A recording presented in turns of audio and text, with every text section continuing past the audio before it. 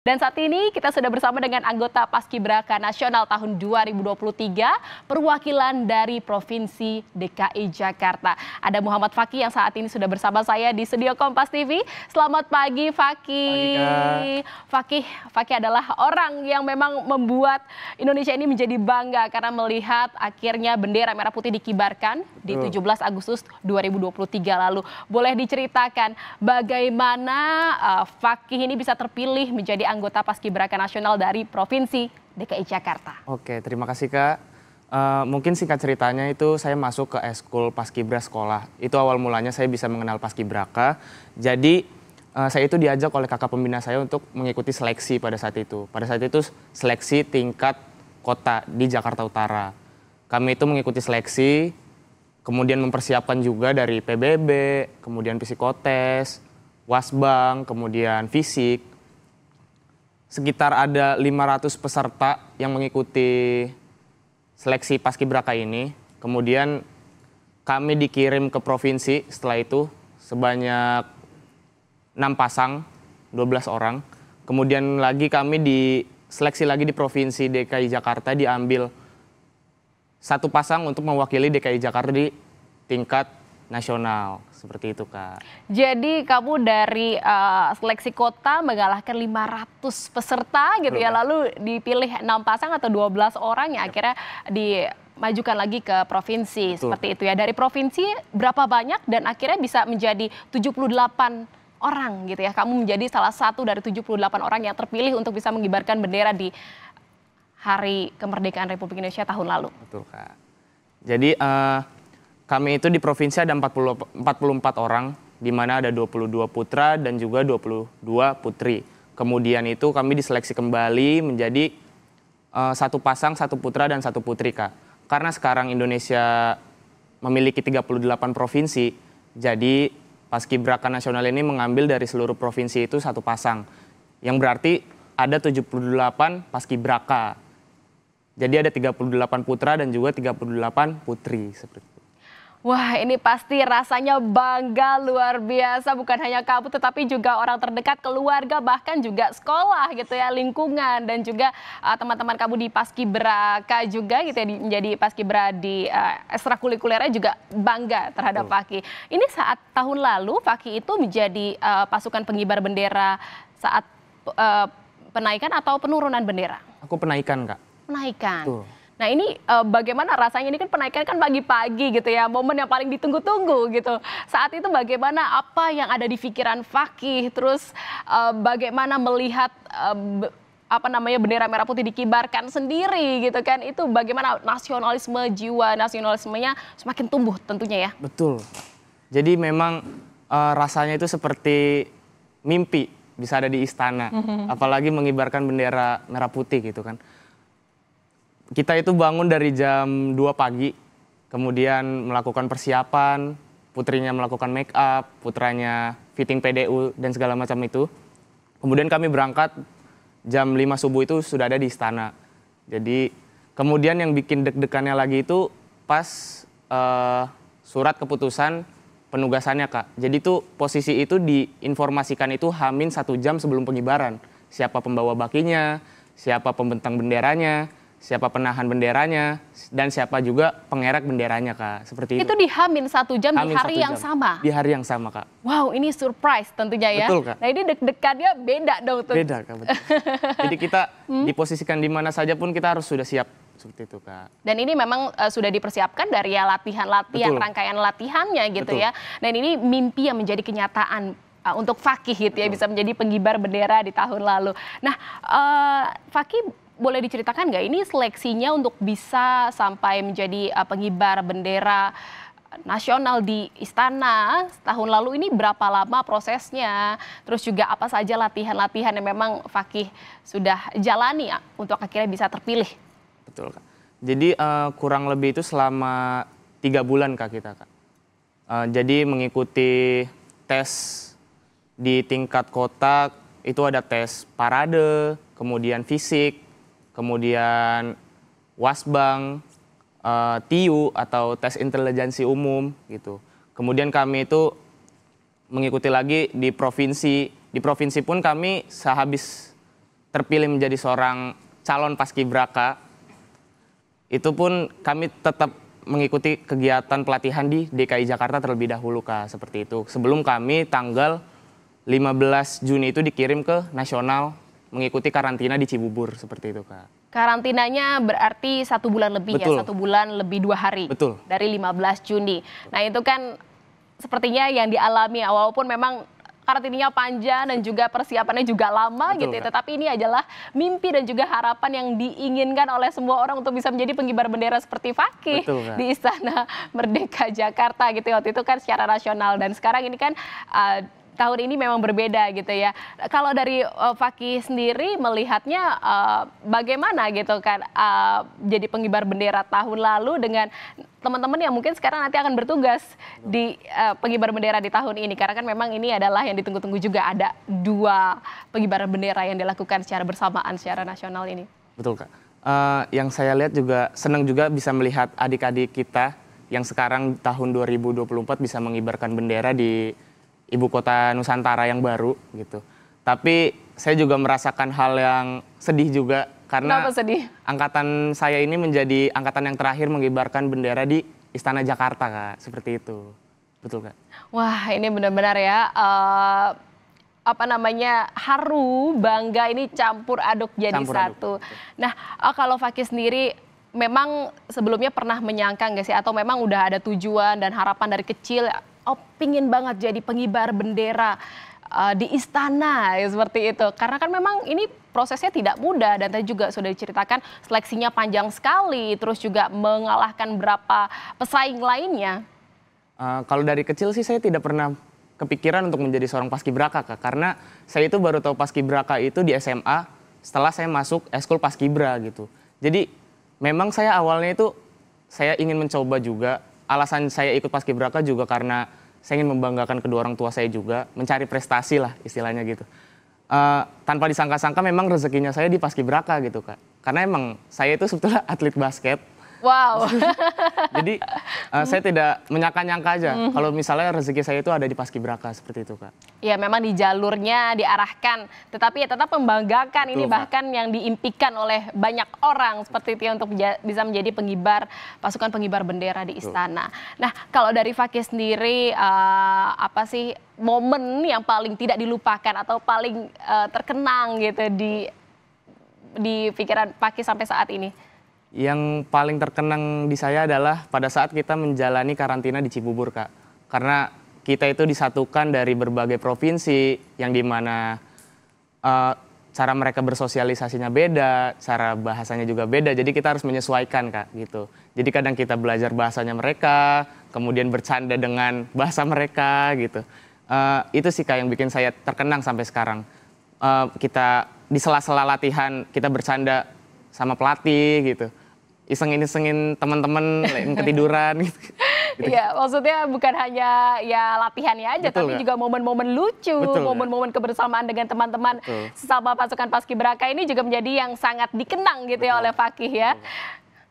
Iya, saudara, kita masih berada di laporan khusus pengibaran bendera merah putih, dan saat ini tadi kita sudah saksikan bersama bahwa memang ada pertunjukan kesenian yang sedang ditampilkan di Istana Merdeka Jakarta. Dan saudara, kita akan lanjutkan perbincangan dengan Muhammad Fakih yang merupakan pasukan pengibar bendera di istana di tahun 2023.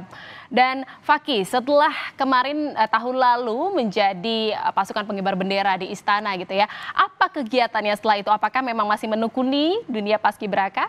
Betul, sudah pasti Kak, kita tetap melanjutkan kegiatan kita sebagai seorang paskibraka. Apalagi setelah 17 Agustus ini banyak sekali hari-hari besar Kak.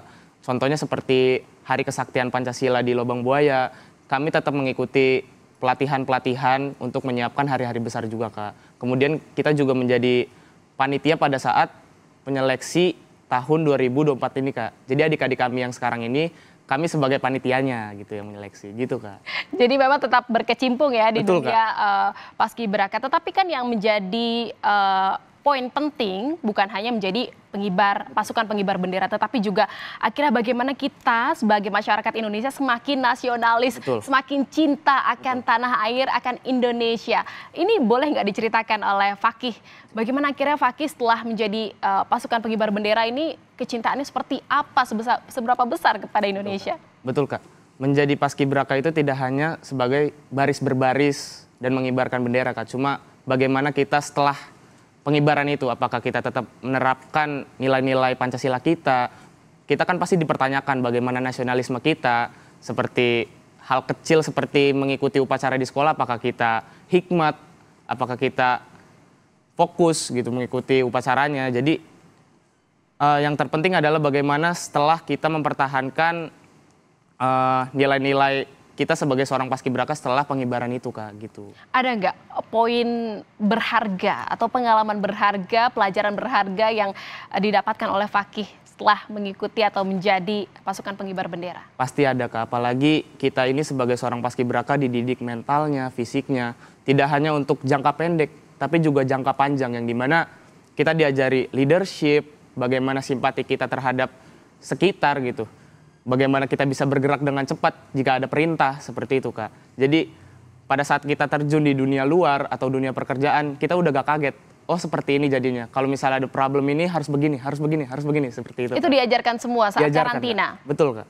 Jadi memang bela negara itu ditanamkan ya. Betul. Saat karantina. Boleh diceritakan dong apa saja saat bukan hanya baris berbaris tadi kan sudah disampaikan oleh Fakih, tetapi juga memang ada ilmu-ilmu atau pelajaran yang juga yang memang diberikan, yang juga didapatkan oleh Fakih selama karantina tahun lalu. Betul Kak. Jadi pada awal kita memasuki karantina itu kita tidak langsung memasuki materi baris berbaris, tetapi kita juga ada materi Lemhanas. Kita itu selama 1 minggu itu kita dididik nilai-nilai Pancasila kita, wawasan kebangsaan kita. Jadi ada beberapa materi yang datang untuk membimbing adik-adik paskibraka nasional ini gitu Kak. Itu Fakih saat mendapat ilmu atau namanya pelajaran baru seperti itu pernah menyangka nggak? Oh ya ternyata ada pelajaran ini ya gitu. Ini menjadi pengalaman baru juga kan untuk Fakih? Betul Kak. Jadi tanpa disangka-sangka ternyata menjadi paskibraka itu tidak hanya baris berbaris, ternyata di belakangnya itu banyak sekali ilmu yang bisa diambil untuk kita, seperti itu Kak. Ingin apa yang ditularkan, ingin menularkan apa sih setelah pelajaran, ilmu dan juga pengalaman yang didapatkan oleh Fakih? Yang ingin saya tularkan sih kepada pemuda-pemuda sekarang Kak, yang dimana sudah banyak sekali efek-efek dari luar negeri yang berkecimpung di Indonesia gitu. Jadi banyak pemuda-pemuda yang sudah berlunturan nasionalismenya. Jadi seperti mengikuti upacara, menyepelekan lagu Indonesia Raya atau berbagai macam itu. Apalagi kita melihat banyak sekali gangguan-gangguan seperti judi online, kemudian hal-hal negatif lainnya gitu. Jadi saya harap pemuda-pemudi Indonesia ini bisa menerapkan nilai-nilai Pancasilanya di kehidupan sehari-harinya Kak. Wah, saya juga berharap gitu ya, jiwa nasionalisme dan juga positif optimisme dari Fakih ini bisa menular ke pemuda-pemuda dan juga generasi muda lainnya gitu ya, untuk bisa ya semakin cinta akan tanah air dan juga semakin bangga terhadap Indonesia, seperti itu ya Fakih ya. Fakih, tadi kan kita sudah lihat gitu ya, ada 2 persiapan yang memang sedang dilakukan jelang pengibaran bendera merah putih di momen Dirgahayu RI ini. Tadi bagaimana kamu melihatnya? Kalau tahun lalu kan kamu berada di situ gitu ya. Bagaimana kamu melihatnya? Melihatnya sih kayak mengulang kembali memori-memori yang lalu ya Kak, sudah pasti. Apalagi kita melihat tadi di Istana Jakarta itu suasananya tidak beda. Yang hanya membedakan adalah dimulai dari persembahan-persembahan budayanya aja gitu. Cuma tidak ada yang membedakan Kak. Kalau tadi kamu lihat ikut deg-degan juga nggak? Pasti Kak, pasti Kak. Karena tahun lalu itu lagi momen siapa yang ditunjuk gitu. Betul, ya. Kak. Menunggu keputusan siapa yang akan membawa baki dan lain-lain ya, penugasannya seperti apa. Betul, Kak. Baik, Fakih, nanti kita akan lanjutkan lagi perbincangannya. Kita akan lihat lagi bagaimana suasana terkini di Istana Merdeka Jakarta. Kita lihat, saudara. Iya, saudara, tadi kita saksikan bersama bagaimana kemeriahan dari penampilan atau pertunjukan kesenian yang ditampilkan di Istana Merdeka Jakarta. Kalau tadi saya sambil menyaksikan pertunjukan itu atau penampilan kesenian itu, saya sambil berbincang dengan Fakih ya, bahwa memang kata Fakih ini hikmatnya, kemeriahannya masih sama dengan tahun lalu gitu ya Fakih. Ini tapi kan memang yang membedakan tahun lalu dengan tahun ini adalah ya pengibarannya lokasinya saja seperti itu ya. Fakih kan juga berkesempatan untuk bisa menjadi atau melatih dari adik ya juniornya gitu ya untuk bisa maju dan juga jadi anggota Paskibraka Nasional. Ada perlakuan khusus nggak yang diberikan kepada adik junior yang memang saat ini menjadi pasukan Paskibraka Nasional di IKN? Betul. Perlakuan khususnya mungkin kita lebih menggembleng fisik dan juga mentalnya juga sih Kak, karena kan perbedaan tempat juga di antara di istana maupun di istana di Jakarta maupun istana di Kalimantan kan gitu kan Kak. Apalagi sekarang perbedaan suhunya kan di Jakarta dan di Kalimantan itu kan berbeda ya Kak. Ya. Jadi bisa dibilang kita juga di Jakarta pelatih-pelatih juga menyiapkan fisik-fisik Capaska ini untuk pada saat di Kalimantan begitu Kak. Biar nanti nggak kaget pada satu upacara. Yang paling kamu tekankan ke mereka apa saat kamu melatih para junior ini? Menjaga kesehatan sih Kak yang terpenting. Menjaga kesehatan karena memang lokasi yang berbeda, suhu yang berbeda, ini kan butuh adaptasi lebih seperti itu ya. Nah kalau dari Fakih sendiri apa sih yang ingin disampaikan juga di momen perayaan Dirgahayu Kemerdekaan Republik Indonesia ini di tahun 2024 atau HUT ke-79 RI ini dengan slogan kan ada Nusantara Baru, Indonesia Baru. Indonesia Maju seperti itu ya. Ingin menyampaikan apa di momen tahun ini?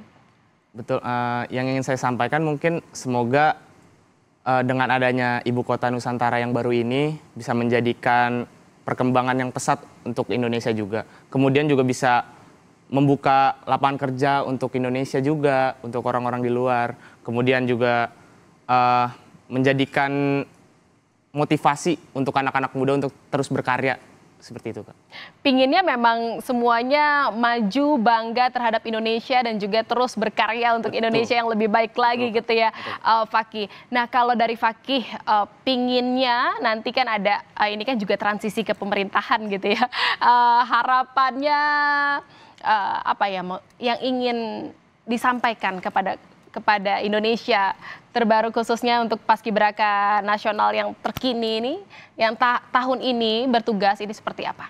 Semoga tahun ke depannya bisa menjadi lebih baik juga. Mungkin tahun ini bisa menjadikan bahan evaluasi untuk menjadi lebih baik di tahun ke depannya Kak. Mungkin itu aja sih Kak. Baik, semuanya berharap menjadi lebih baik lagi, tak terkecuali dengan anggota Paskibraka Nasional di tahun ini. Seperti itu ya harapan dari Fakih. Pasukan pengibar bendera di tahun 2023. Terima kasih Fakih atas informasi dan juga bincang-bincangnya di laporan khusus pengibaran Sang Merah Putih hari ini di Kompas TV. Salam sehat dan sukses terus untuk Fakih. Terus berkarya ya Fakih ya. Terima kasih Kak. Baik.